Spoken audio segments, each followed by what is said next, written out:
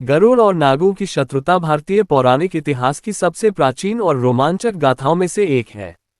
ये कहानी शक्ति, छल, भक्ति और स्वाभिमान का एक ऐसा कोलाज है जो सतयुग की पृष्ठभूमि पर रचा गया है। सृष्टि के आरंभिक काल में महर्षि कश्यप की कई पत्नियां थीं, जिनमें कद्रू और विंता प्रमुख थीं। एक बार महर्षि कश्यप ने प्रसन्न होकर अपनी इन दोनों पत्नियों को वरदान मांगने को कहा। कद्रू ने कहा, स्वामी, मुझे 1000 तेजस्वी पुत्र चाहिए जो अत्यंत शक्तिशाली हो। वहीं विंता ने विनम्रतापूर्वक मांगा, मुझे केवल 2 पुत्र चाहिए, परंतु वे कद्रू के 1000 पुत्रों से भी अधिक बलवान और पराक्रमी हो। समय बीतने पर कद्रू ने 1000 अंडे दिए और विंता ने 2। कद्रू के अंडे समय पर फूटे और उनमें से 1000 शक्तिशाली नाग सांप निकले, जिनमें शेषनाग, वासुकी और तक्षक मुख्य थे। लेकिन विंता के अंडे अभी तक नहीं फूटे थे। ईर्ष्या और अधीरता के वश में आकर विंता ने अपना एक अंडा स्वयं ही फोड़ दिया। उस अंडे से अरुण का जन्म हुआ, जिनका शरीर आधा विकसित था। अरुण ने अपनी माता को शाप दिया, माता, तुमने धैर्य खोकर मेरा अंग भंग कर दिया, इसलिए तुम्हें अपनी सौत कद्रू की दासी बनना पड़ेगा। अब दूसरे अंडे को समय से पहले मत फोड़ना, वही पुत्र तुम्हें दासता से मुक्त करेगा। इतना कहकर अरुण सूर्य के सारथी बनने के लिए आकाश में उड़ गए। एक दिन कद्रू और विंता समुद्र के तट पर टहल रही थीं।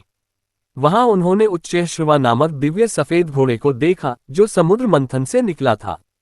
कद्रू, जो विंता को नीचा दिखाने का कोई मौका नहीं छोड़ती थी, उसने कहा, देखो विंता, ये घोड़ा कितना सफेद है, लेकिन इसकी पूंछ काली है। विंता ने आश्चर्य से कहा, नहीं बहन, ये तो दूध जैसा धवल है। दोनों में शर्त लग गई, जो हारेगी वो दूसरी की दासी बनेगी। कद्रू ने अपने नागपुत्रों को बुलाया और आदेश दिया, तुम सूक्ष्म रूप धारण करके घोड़े की पूंछ से लिपट जाओ ताकि वह काली दिखाई दे। पहले तो नागू ने इस छल से इनकार किया, लेकिन कद्रू के शाप के डर से वे मान गए। अगले दिन जब दोनों बहनें घोड़ा देखने पहुंची तो पूंछ काली दिखाई दी। विंता हार गई और उसी क्षण से कद्रू की दासी बन गई। वर्षों बाद विंता के दूसरे अंडे से एक विशालकाय पक्षी का जन्म हुआ, गरुड़।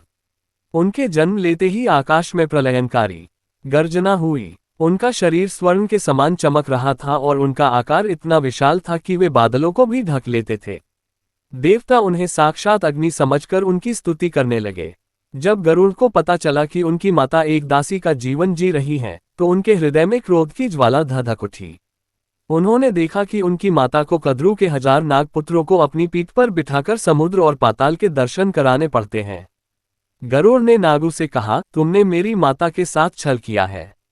बताओ, मैं तुम्हें ऐसी कौन सी वस्तु लाकर दूं जिससे मेरी माता इस दास्ता के बंधन से सदा के लिए मुक्त हो जाए। नागू ने कुटिलता से उत्तर दिया, यदि तुम देवताओं के लोक से अमृत लाकर हमें दे दो तो हम तुम्हारी माता को मुक्त कर देंगे। अमृत लाना असंभव कार्य था, क्योंकि वह इंद्र की सुरक्षा में था।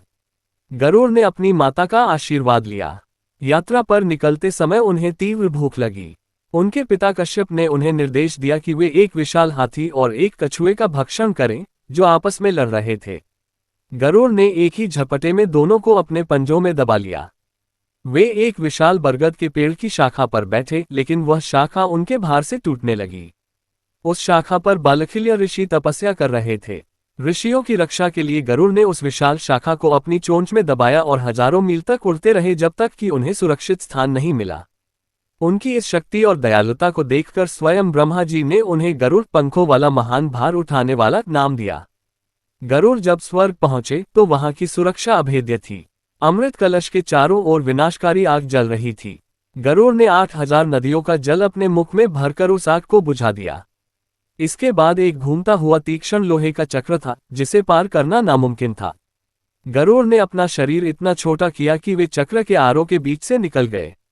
अमृत के रक्षक के रूप में 2 भयंकर विषैले सर्प तैनात थे, जिनकी आंखों से अग्नि बरसती थी। गरुड़ ने अपने पंखों से धूल उड़ाकर उन्हें अंधा कर दिया और अपनी चोंच से उनके टुकड़े टुकड़े कर दिए। अंततः गरुड़ ने अमृत कलश उठा लिया। जैसे ही गरुड़ अमृत लेकर लौटे, मार्ग में भगवान विष्णु प्रकट हुए। वे गरुड़ के संयम से अत्यंत प्रभावित थे कि उन्होंने स्वयं अमृत की एक बूंद भी नहीं पी। विष्णु ने कहा, वर मांगो। गरुड़ ने वर मांगा, मैं बिना अमृत पिए अमर हो जाऊं और आपका वाहन बनूं। विष्णु ने उन्हें अपना वाहन बनाया और अपने ध्वज पर स्थान दिया। तभी देवराज इंद्र ने गरुड़ पर वज्र से प्रहार किया। गरुड़ हंसे और बोले, इंद्र, मैं इस वज्र और इसके निर्माता महर्षि दधीची का सम्मान करता हूँ, इसलिए मैं अपना एक पंख त्यागता हूँ, लेकिन तुम्हारे वज्र से मेरा कुछ नहीं बिगड़ेगा। इंद्र ने गरुड़ की शक्ति देखकर उनसे मित्रता कर ली। गरुड़ ने इंद्र को एक गुप्त योजना बताई जिससे अमृत वापस मिल सके। गरुड़ नागों के पास पहुंचे और अमृत कलश उनके सामने रख दिया। उन्होंने कहा, ये रहा अमृत, अब मेरी माता को मुक्त करो। नागों ने तुरंत विंता को मुक्त कर दिया। गरुड़ ने आगे कहा, यह अमृत अत्यंत पवित्र है, इसे पीने से पहले तुम्हें स्नान और शुद्धि करनी चाहिए। जब नाग नदी में स्नान करने गए तो इंद्र ने आकर अमृत कलश पुनः उठा लिया। नाग वापस आए तो वहां केवल कुशा तीखी घास थी जिस पर अमृत रखा गया था। नागों को लगा कि घास पर अमृत की कुछ बूंदें गिर गई होंगी। उन्होंने उसे चाटना शुरू किया जिससे उनकी जीभें बीच से चीर गईं और वे दोमुहे हो गए। गरुड़ ने अपनी माता का सम्मान वापस दिलाया। उन्होंने सांपों के छल का बदला उन्हें अपना भोजन बनाकर लिया। भगवान विष्णु ने गरुड़ को आशीर्वाद दिया कि सांप सदैव उनसे भयभीत रहेंगे। यही कारण है कि भारतीय संस्कृति में गरुड़ को बुराई और विष के विनाशक के रूप में पूजा जाता है, जबकि सांप पाताल में रहने वाले जीव बन गए। ये कहानी केवल एक पक्षी और सांप की नहीं है, बल्कि यह संदेश देती है कि सत्य और संकल्प के बल पर साधारण से साधारण व्यक्ति भी देवताओं को चुनौती दे सकता है और अपनी नियति बदल सकता है। अगर आपको यह वीडियो अच्छा लगा हो तो लाइक और सब्सक्राइब करें और अपने दोस्तों को शेयर करते हुए एक अच्छा सा कमेंट भी अवश्य करें। धन्यवाद।